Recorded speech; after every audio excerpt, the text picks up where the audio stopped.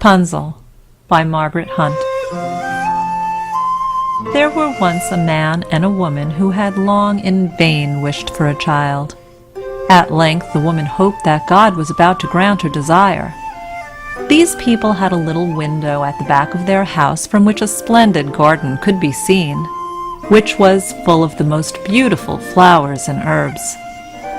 It was, however, surrounded by a high wall, and no one dared to go into it, because it belonged to an enchantress, who had great power and was dreaded by all the world.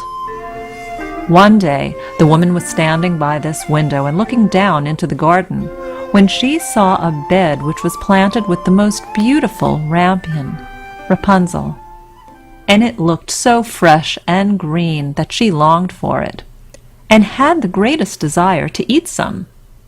This desire increased every day, and as she knew that she could not get any of it, she quite pined away, and looked pale and miserable.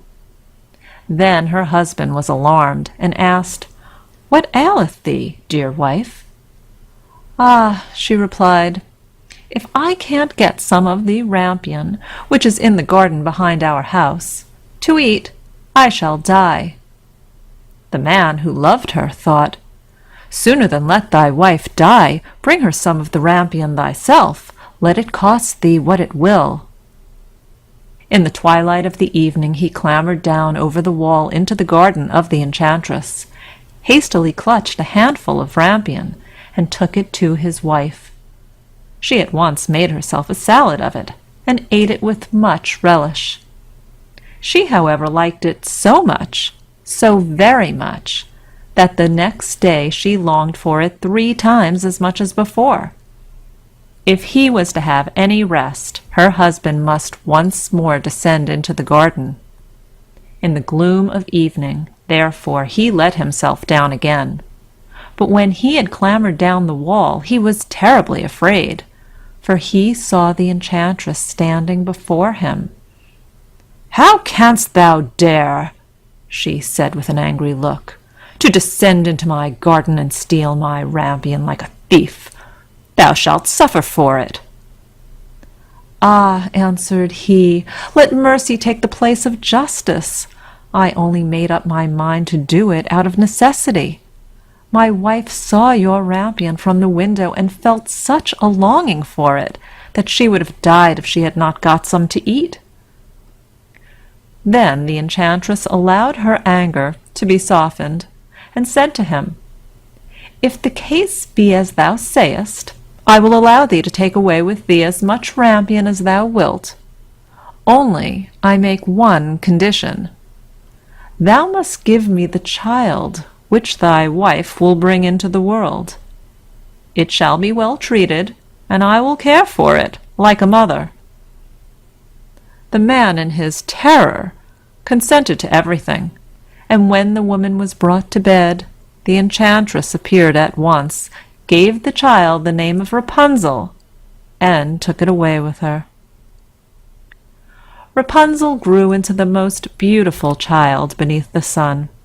When she was 12 years old, the enchantress shut her into a tower, which lay in a forest, and had neither stairs nor door, but quite at the top was a little window. When the enchantress wanted to go in, she placed herself beneath it and cried, "Rapunzel, Rapunzel, let down thy hair to me." Rapunzel had magnificent long hair, fine as spun gold, and when she heard the voice of the enchantress, she unfastened her braided tresses, wound them round one of the hooks of the window above, and then the hair fell 20 ells down, and the enchantress climbed up by it. After a year or 2, it came to pass that the king's son rode through the forest and went by the tower. Then he heard a song, which was so charming that he stood still and listened. This was Rapunzel, who in her solitude passed her time in letting her sweet voice resound. The king's son wanted to climb up to her, and he looked for the door of the tower, but none was to be found. He rode home, but the singing had so deeply touched his heart that every day he went out into the forest and listened to it. Once, when he was thus standing behind a tree, he saw that an enchantress came there, and he heard how she cried, "Rapunzel, Rapunzel, let down thy hair." Then Rapunzel let down the braids of her hair, and the enchantress climbed up to her. "If that is the ladder by which one mounts, I will for once try my fortune," said he. And the next day, when it began to grow dark, he went to the tower and cried, "Rapunzel, Rapunzel, let down thy hair." Immediately, the hair fell down and the king's son climbed up. At first Rapunzel was terribly frightened when a man such as her eyes had never yet beheld came to her. But the king's son began to talk to her quite like a friend, and told her that his heart had been so stirred that it had let him have no rest, and he had been forced to see her. Then Rapunzel lost her fear, and when he asked her if she would take him for her husband, and she saw that he was young and handsome, she thought, "He will love me more than old Dame Gothel does." And she said yes, and laid her hand in his.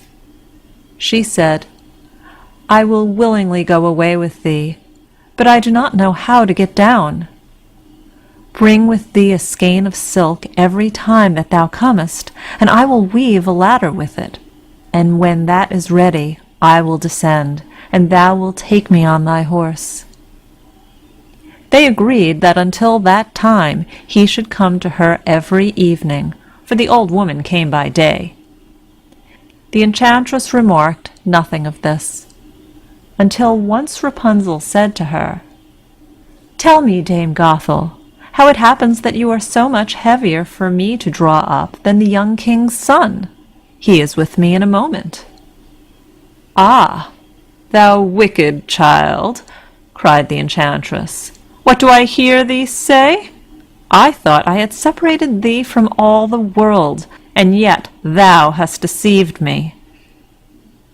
In her anger she clutched Rapunzel's beautiful tresses, wrapped them twice round her left hand, seized a pair of scissors with the right, and snip, snap, they were cut off, and the lovely braids lay on the ground. And she was so pitiless that she took poor Rapunzel into a desert where she had to live in great grief and misery.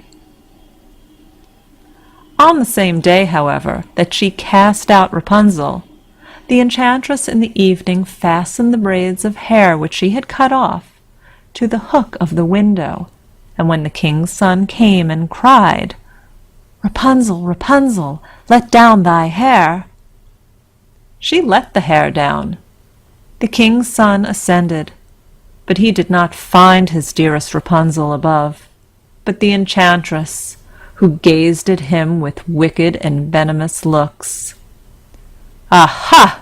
she cried mockingly, "thou wouldst fetch thy dearest, but the beautiful bird sits no longer singing in the nest. The cat has got it and will scratch out thy eyes as well. Rapunzel is lost to thee. Thou wilt never see her more." The king's son was beside himself with pain, and in his despair he leapt down from the tower. He escaped with his life, but the thorns into which he fell pierced his eyes. Then he wandered quite blind about the forest, ate nothing but roots and berries, and did nothing but lament and weep over the loss of his dearest wife.